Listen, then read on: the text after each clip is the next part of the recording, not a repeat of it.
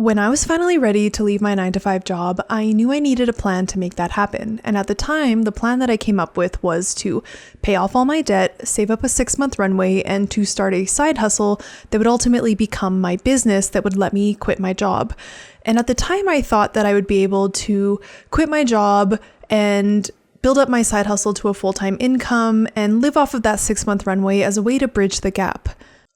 And what actually ended up happening was not like that at all, but I was able to finally leave my 9-to-5 job, and I'll talk about that more later.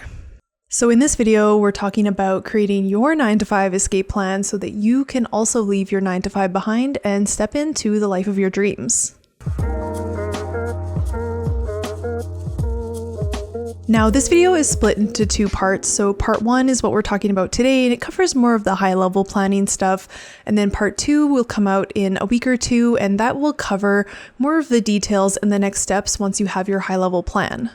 And it's also important to know that this video is the continuation of a series of videos on changing your life and quitting your job. And so it's really helpful if you've already watched the first video that I talk about creating your vision. And in this video, we're going to be turning that vision into a concrete plan. So I'm going to link that up here. And if you haven't watched that one yet, it's really helpful to watch that one first and then come back and watch this video. So simply put, you need a plan or you're probably never going to take action. A plan lays out the steps or tasks that you need to take or complete in order to finally reach your goal. And in this case, it's the steps needed to quit your 9-to-5 job. And so to get into action, you need to break down that big goal of quitting your job into more manageable steps that you can actually take action on. It's so dry in here right now. I feel like I'm going to be on the verge of coughing for this whole video, but luckily I have some Olipop with me. This stuff is my favorite drink of choice. What do you guys like to drink? So there's a famous quote that says that a vision without action is merely a dream.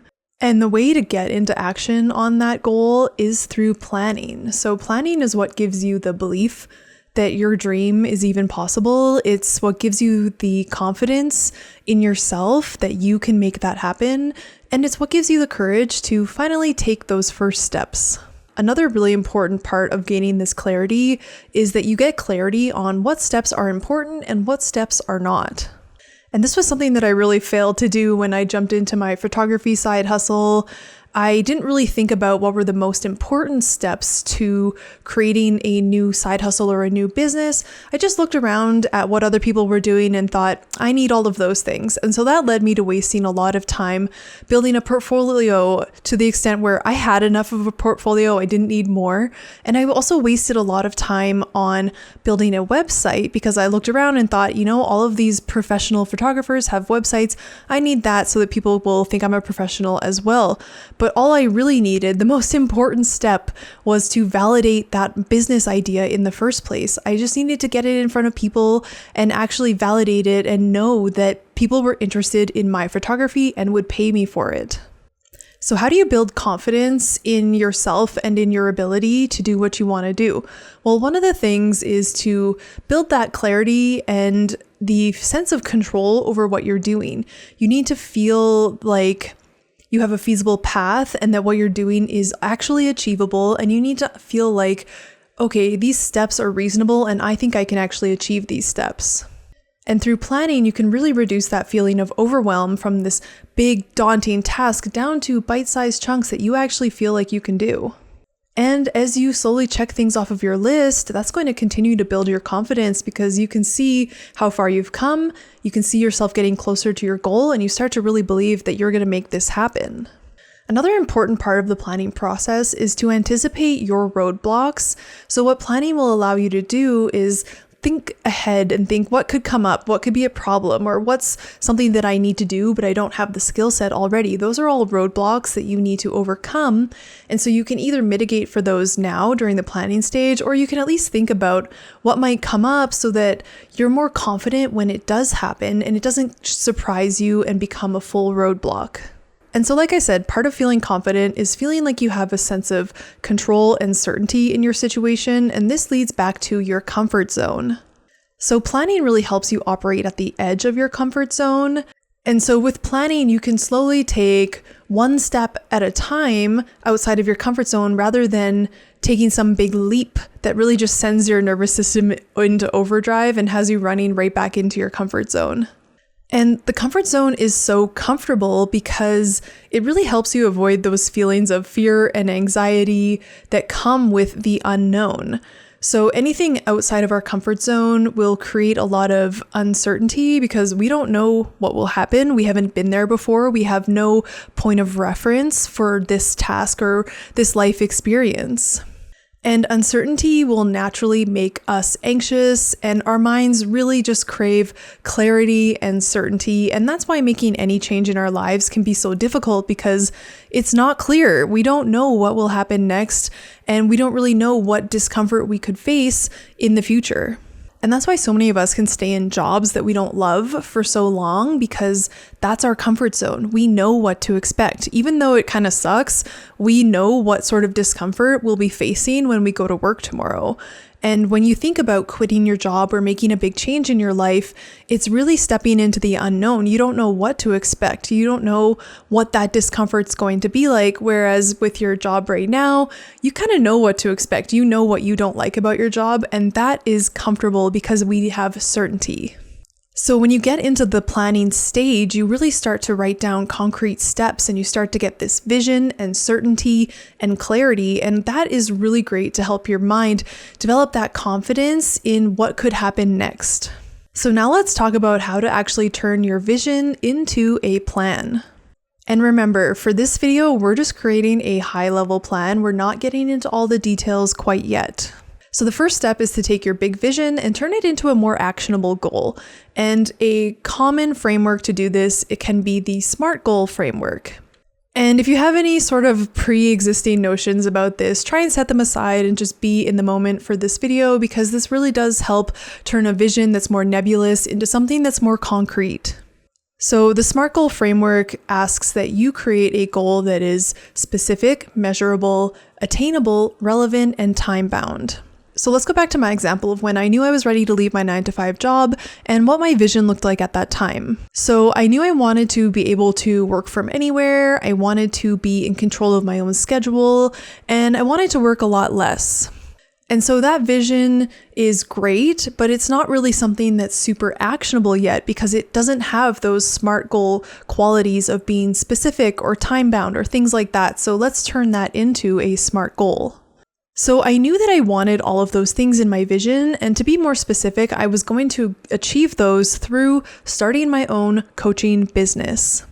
And to measure those things, I was going to be measuring the amount of time that I was working. So I wanted to work 20 hours per week. The next thing to consider is whether or not this is attainable within your current circumstances. And for me, that was yes. There was nothing really holding me back from switching careers or even starting a side hustle or doing anything that I was thinking about doing at that time. Another thing you can ask yourself is this goal really relevant to you? And so if you've gone back to that last video and you've developed your vision, part of that is looking at your values and looking at what you want out of life and really creating a vision that's meaningful for you. So if you're thinking about whether or not this is relevant and you've gone through that last video, then it should be relevant.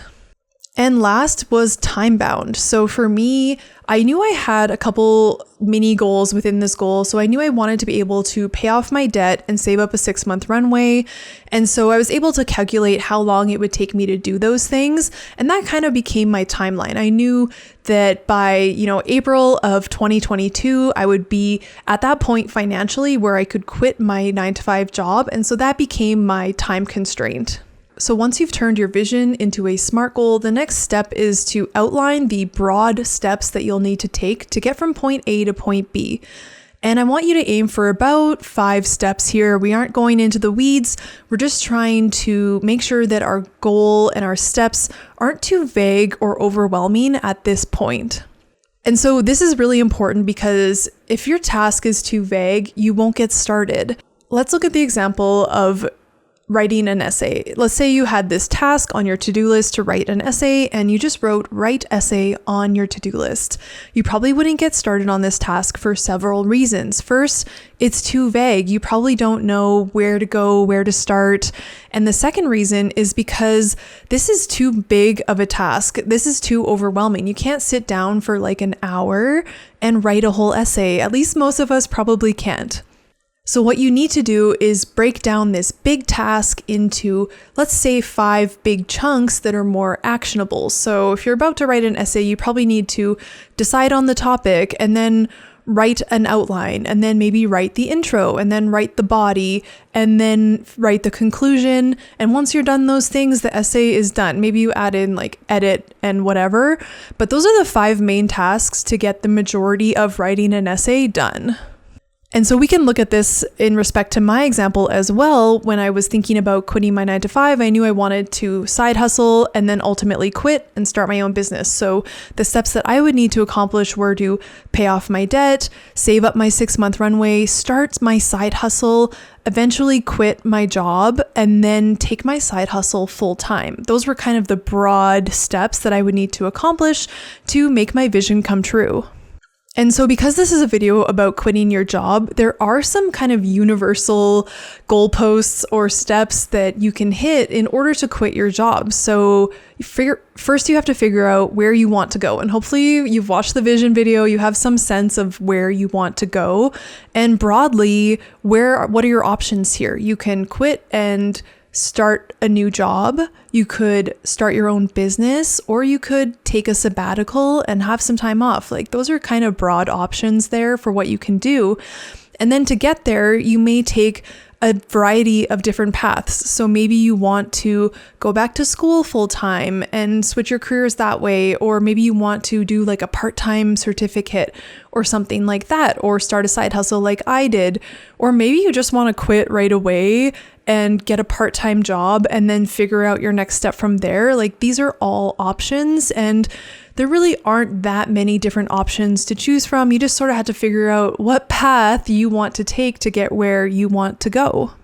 And to help you figure out your path, the next step is to do a little research. So this could look like reading blogs, listening to podcasts, watching YouTube videos like this, and talking to people or learning from people who have done something similar to what you want to do.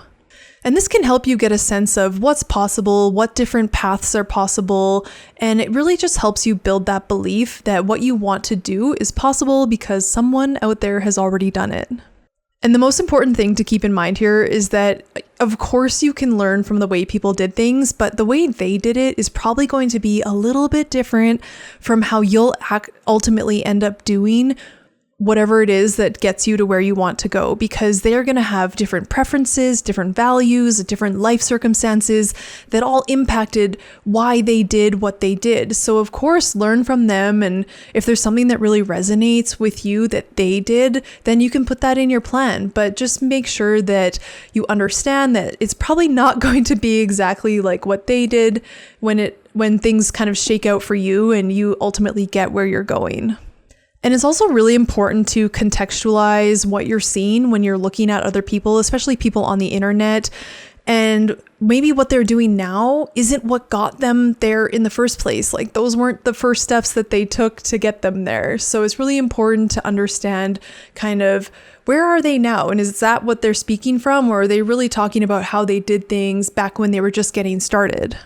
And speaking of individual circumstances, I feel like the number one thing that people say when they think about quitting their job is that they are afraid that they won't be able to afford to quit their job, or that this will somehow financially impact them. And so if this is you, then your planning should probably include some sort of risk assessment and some thought about the resources that you have available to yourself, and a review of your finances. And I am not a financial advisor by any means. These are just the things that I thought about when I was thinking about quitting my job. And I've talked about this in past videos, so I'll cover it pretty quickly here, but The first thing is to consider your risk tolerance. Like, what are your responsibilities? Do you have a house? Do you have a family that you need to take care of? What are your responsibilities? Because this is really going to impact how much of a risk you feel you can take when you're making this transition. Another thing is to look at your resources. Do you have support from people around you that you could tap into temporarily, or are you the only one doing this? That's really important for you to understand. So for me, when I was looking to quit my 9-to-5 job, I wasn't really tied down by a lot of things.